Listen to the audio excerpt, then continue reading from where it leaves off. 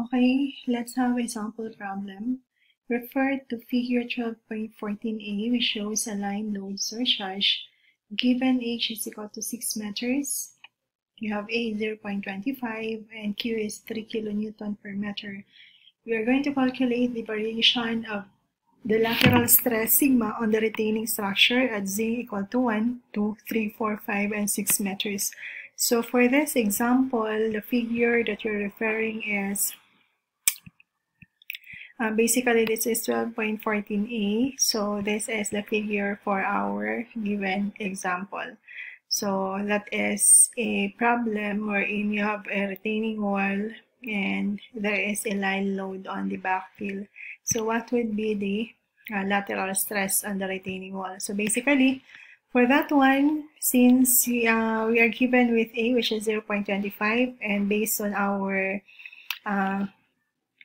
theory a while ago, that when A is equal to is less than 0.4, so we're going to make use of the equation, which is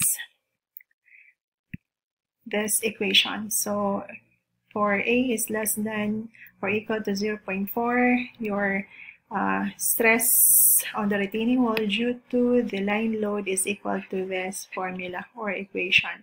So using that equation, you can have a tabulation. So we just have to identify our z, our depth, 1 to 6, then of course the height of the retaining wall, which is 6. Let's have the ratio between our ratio between z all over h, so that you can have our b. And of course, our A is given, which is 0.25, and we can now compute the stress on the retaining wall due to the line load at every depth from 1, 2, 3, 4, 5, and 6. And these are now the value of the stress on the retaining wall caused by the line load. So we have here another example. The second example is you're going to refer now to figure 12.14b. We're given with A prime, which is 2 meters, B prime is 1 meter, Q is 40 kilonewton per meter squared, and H is equal to 6 meters. We're going to compute for the total force on the wall caused by the strip loading only. So basically for the sample, this is our figure. We are going to compute, this is the figure for our example number 2. We're going to compute for the stress on the retaining wall caused by the strip loading. So we're given with A prime and B prime. So to compute that one, we make use of the equation which is equivalent to our for the strip loading. So this is this formula for the stress due to the strip loading. So using that equation, we have to solve first for theta 1 and theta 2. Basically for this example, we're going to compute for the total force. So the total force that the formula of the total force that you will be using is this equation.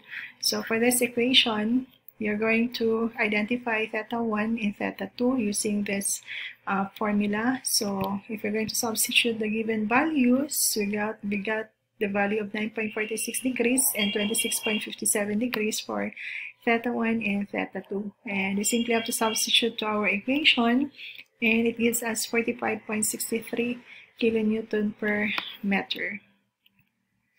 So let's have active earth pressure on earthquake condition, granular backfill. So for this one, we are going to compute for the active earth pressure for on the retaining wall due to the presence of an earthquake.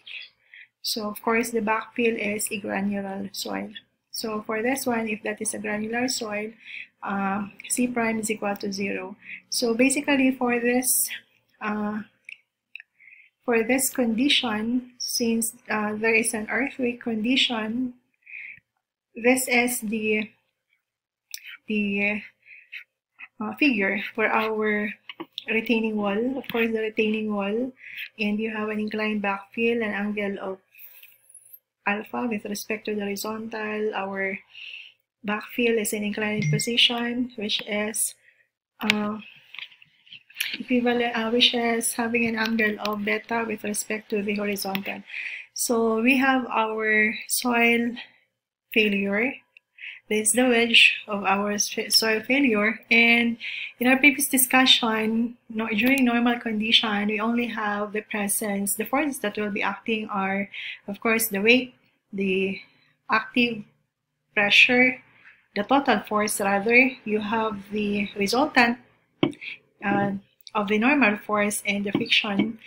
However, for this, since there is an earthquake condition, there is an additional, which is case of VW and case of HW. Of course, our case of V and case of H is given by this equation.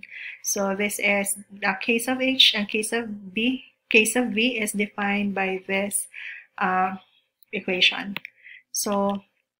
So that we can compute now for the active force per unit length of the wall. So we have this formula to solve for the total active force per unit length of the wall due to earthquake condition, and that is denoted by P A sub E.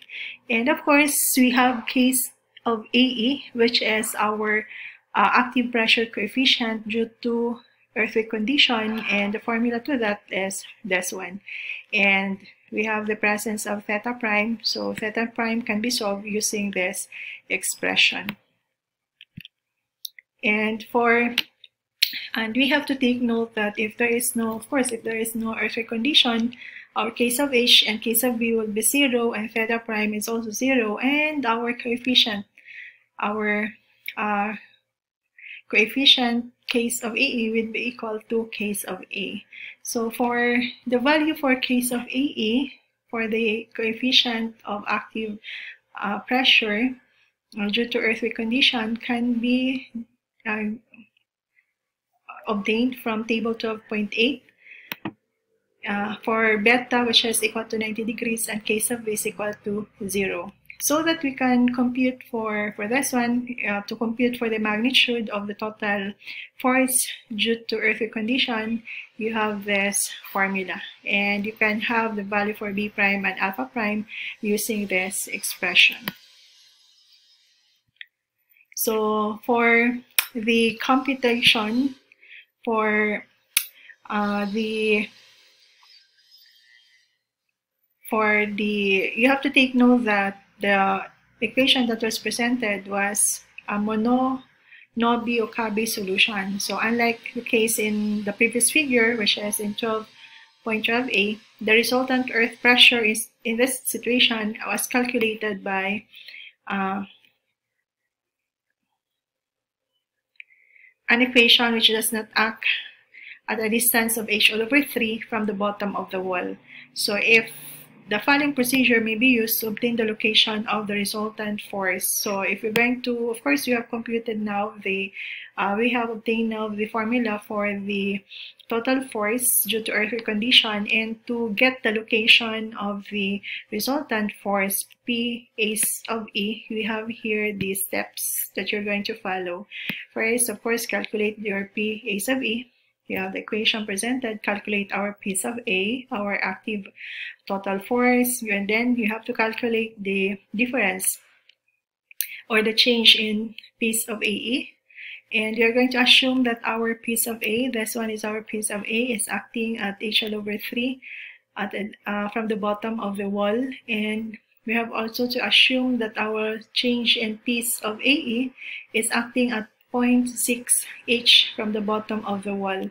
So that now, after we have done step 1 to 5, we can have the calculation for the location of the resultant of our resultant force.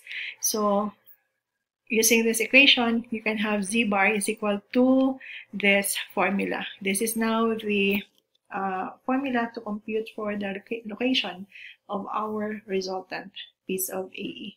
The resultant is denoted by P sub AE, that is the active force, the total force due to earthquake condition. So we have here 12.8, which gives us the different values for case of EE, having beta is equal to 90 degrees and case of B is equal to 0. We just have to identify our case of H, then our alpha, our small delta, and P prime, so that we can have the values for case of EE from this table. So here have a continuation. So we are given with a sample problem. We have from figure 12.15. From our figure, this is the figure for our example. This is due to earthquake condition.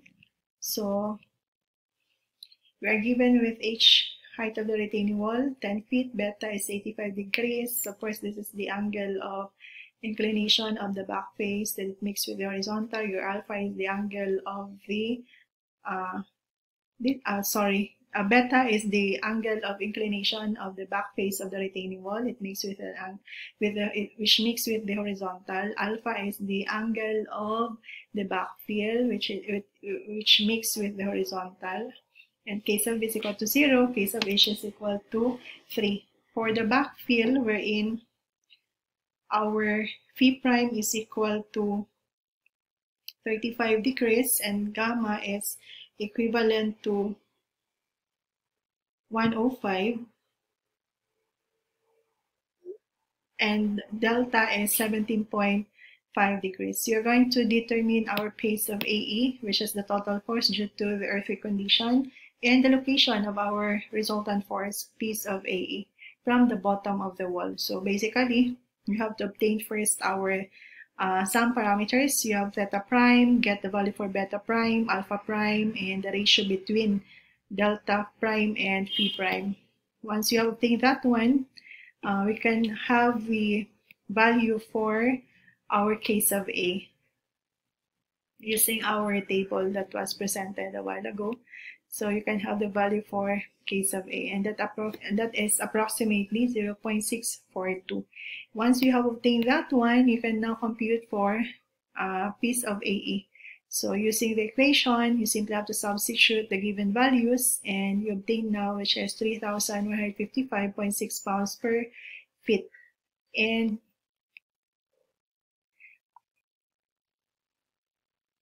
we have to obtain our piece of A using this equation. So our piece of A, using this equation, we have to obtain our case of A from table 12.7. So if you're going to have the value for case of A, simply have to substitute to our equation, which is necessary so that we can compute for the location of our resultant force. So once you obtain this one, you simply have to, you can have the piece of A here is 1,568 pounds per feet, and you can have the difference between the change in piece of AE, which is equal to 1,587.6 pounds per feet.